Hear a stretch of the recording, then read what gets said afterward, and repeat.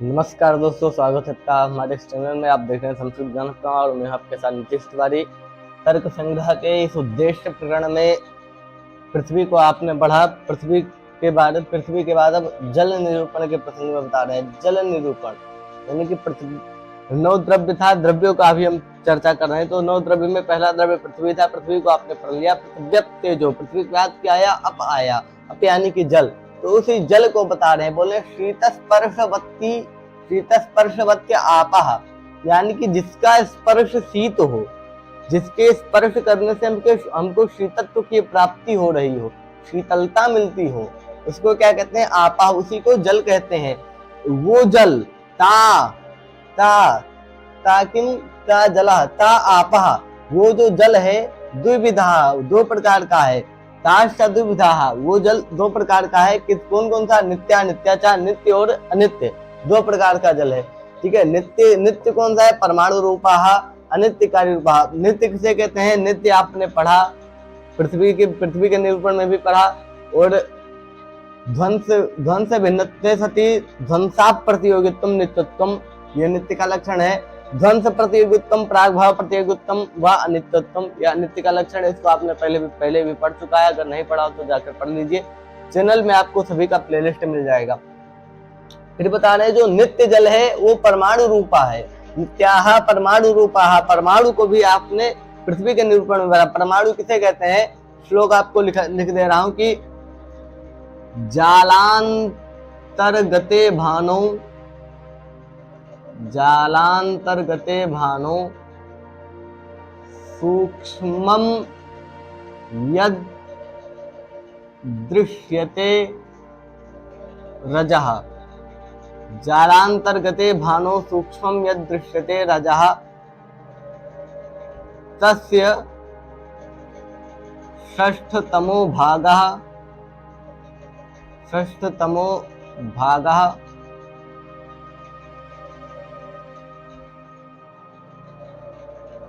परमाणु प्रकीर्तिताः।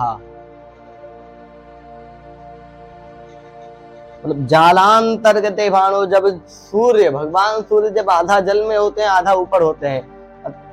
भानो सूक्ष्म यद दृश्यते रजः, उस समय गवाक्ष के माध्यम से, यानी कि खिड़की के माध्यम से जो सूर्य का प्रकाश आता है, उसमें जो सूक्ष्म यद दृश्यते रजः, उसमें जो सूक्ष्म रज दिखता है। सूक्ष्म यानी कि जब सूर्य का प्रकाश खिड़की के माध्यम से प्रातः काल आता है, तो उसमें सूक्ष्म कुछ रज कण दिखते हैं, मिट्टी के कण दिखते हैं। वो क्या है? उसको त्रसरेणु कहते हैं। तो उसका क्या? तस्य षष्ठतमो भागा, उसका भी छठा भाग। वो पहले से ही सूक्ष्म होता है, लेकिन उसका भी छठा भाग, उसके भी छठे भाग को परमाणु कहते हैं। तात्पर्य यही है कि परमाणु को आंखों से नहीं देखा जा सकता, किसी भी यंत्र से नहीं देखा जा सकता। परमाणु इस आंखों से दृश्यमान नहीं है, उसका आंखों के माध्यम से नहीं देखा जा सकता, उसको परमाणु कहते हैं। ठीक है। तो जो नित्य जल है वो परमाणु रूपा है, यानी कि वो दिखाई नहीं देता। अनित्याः कार्य रूपा, और अनित्य जल कौन सा है? अनित्य जल कार्य रूपा है। ठीक है। ता पुनः त्रिविधा, ता अनित्या जला, वो जो अनित्य जल, ता अनित्या आपः, वो जो अनित्य जल है वो कितने प्रकार का है? त्रिविधा, 3 प्रकार का है। कौन कौन सा? शरीर इंद्रिय शरीर रूपा जल, इंद्रिय रूपी जल, और विषय के भेद से ये 3 प्रकार का हो गया। अब शरीर रूपा जल कौन सा है? बता रहे हैं कि शरीरम वरुण लोके, शरीर रूपा जो आप है, शरीर रूपा जो जल है वो क्या है? वरुण लोक में है, वो इस पृथ्वी पर नहीं है। यानी कि शरीर रूपी जल को भी हम नहीं देख सकते। उसको देखना है तो वरुण लोक में जाना पड़ेगा। आपको देखना है तो आप चले जाइए, कोई बात नहीं। शरीरम वरुण लोके, शरीर रूपी जो जल है वो वरुण लोक में है। ठीक है। इंद्रियम रसग्राहकम रसनम जिह्वाग्रवर्ती, और इंद्रिय रूपी जो जल है वो रस ग्राहकम, रस को ग्रहण करने वाली जो रसना है, रसना यानी कि जीभ नहीं, जिह्वा नहीं। जिह्वा क्या है? अतीन्द्रिय है, क्योंकि वो रसन रूपी इंद्रिय का अतिक्रमण कर रही है, इसलिए उसको क्या कहते हैं? अतीन्द्रिय कहते हैं। जिह्वा क्या? अतीन्द्रिय। जिह्वा कोई इंद्रिय नहीं है, इंद्रिय तो रसन है। ठीक है। तो रस ग्राहकम रसनम, रस का ग्रहण करने वाला जो रसन है वो कहाँ पर होता है? जिह्वाग्रवर्ती, जिह्वा के, जीभ के अग्रवर्ती आगे वाले भाग में रहता है। ठीक है, जिह्वाग्रवर्ती यानी कि इंद्रिय रूपी जो जल है वो कहाँ रहता है? जिह्वाग्रवर्ती, जिह्वा के अग्रभाग में रहता है, अग्रभागे तिष्ठति। विषयः सरित समुद्रादि, और विषय रूपा जल को, विषय रूपी जल कौन सा है? सरित समुद्रादि। सरित यानी कि समुद्र, सरित यानी कि नदी, समुद्र, आदि से समुद्र आदि, आदि से क्या लेंगे? तडाग, कूप इत्यादि जो आदि से लेंगे। ठीक है, जल जहां पर रहता है। विषय रूपी जो जल है वो क्या है? सरित समुद्रादि है। अभी तो जल का लक्षण कह रहे हैं। जल का लक्षण इतना ही है, शीत स्पर्श वत्यापा, जिसका स्पर्श शीत हो उसका आप उसको क्या कहते हैं? जल कहते हैं। लेकिन इतना ही जब लक्षण करेंगे, शीत स्पर्श वत्यापा, इतना ही लक्षण करेंगे तो इस न्याय के बल पर, कौन सा? इस शास्त्र वचन के बल पर क्या है? जन्यानाम जनकः कालो जगतामाश्रयमता, जन्यानाम जनका कालो, इतना आप समझिए कि जितने भी इस संसार में जितने भी जन्य वस्तु हैं उनका जनक काल है। ठीक है, जितने भी उत्पन्न वस्तु हैं उनका पिता काल है। ठीक है, तो शीत स्पर्श वत्यापा, यहाँ पर भी कालिक संबंध है। जैसे मान लीजिए वाक्य इदानीम शीत स्पर्शा, इस समय स्पर्श शीत है।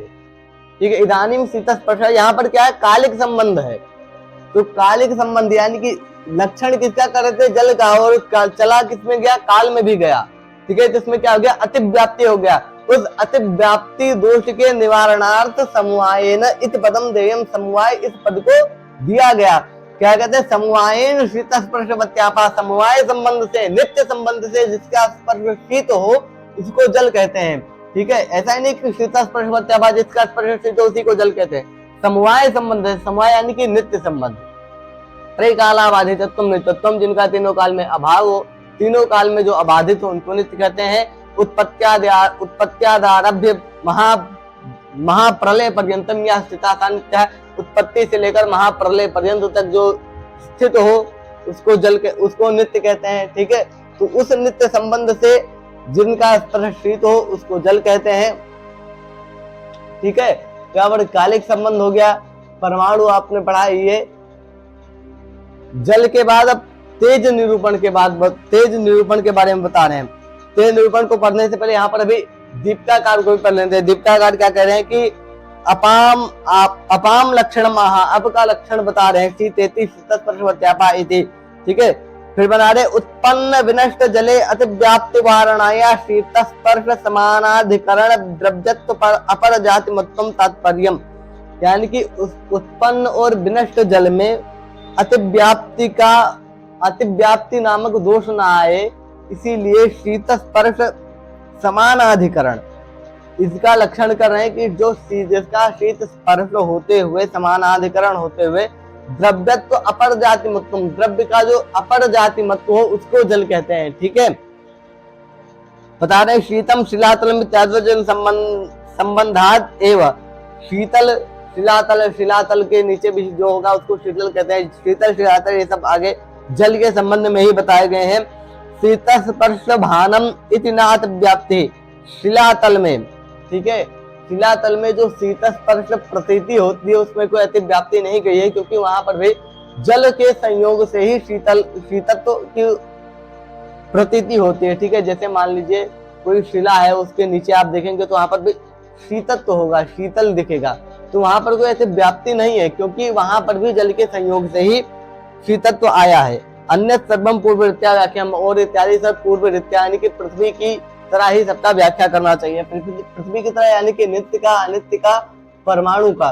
ठीक है, इनका सबका लक्षण आपने पहले पढ़ दिया। शरीर किसे कहते हैं, इंद्रिय किसे कहते हैं, विषय किसे कहते हैं, ये सब पृथ्वी के संबंध में आप पहले ही पढ़ चुके हैं, नहीं पढ़े हो तो पढ़ लीजिए। शरीर, इंद्रिय, विषय इत्यादि सब किसे कहते हैं। ठीक है, पदकृत में बता रहे हैं शीतेति, तेज आदो अतिव्याप्ति वारणाय शीते, तेज आदो, तेज इत्यादि में। ठीक है, अब यहाँ पर शीत स्पर्श वत्य आपा, इतना ऐसा कहें तो बोले शीत ऐसा क्यों कहते हो, स्पर्श वत्य आपा जो स्पर्शवान उसको जल कहो। ठीक है, तो शीत ये पद क्यों दे रहे हो, तो बता रहे तेजादो अतिव्याप्ति वारणा है, अगर शीत ये पद नहीं दिया जाएगा तो तेज आदि में भी अतिव्याप्ति चली जाएगी, क्योंकि तेज आदि भी स्पर्शमान है।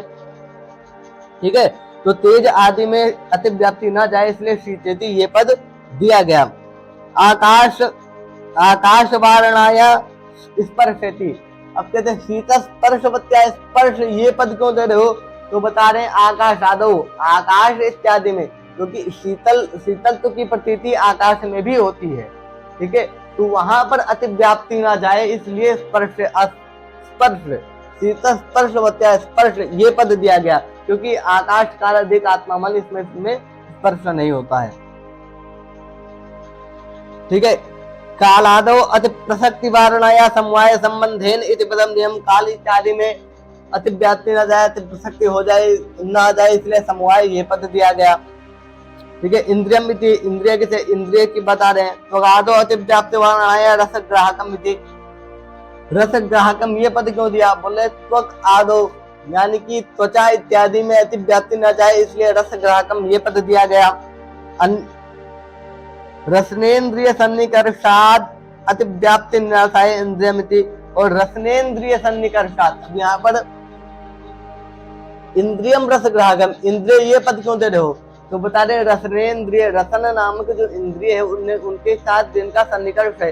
रसन नामक इंद्रिय कहाँ रहती है, मुख के अंदर रहती है, तो मुख के अंदर तालु, होठ, जिह्वा यानी कि मुख के अंदर आसे मुख के अंदर जितने भी रहते हैं उनके साथ उनका क्या सन्निकर्ष है, तो उनमें भी इनका लक्षण ना चला जाए इसलिए इंद्रिय बता रहे हैं। ठीक है, तो रसन नामक जो इंद्रिय है वही सिर्फ स्पर्श, वही सिर्फ इंद्रिय रूपी जल है, ना कि मुख तालु इत्यादि ये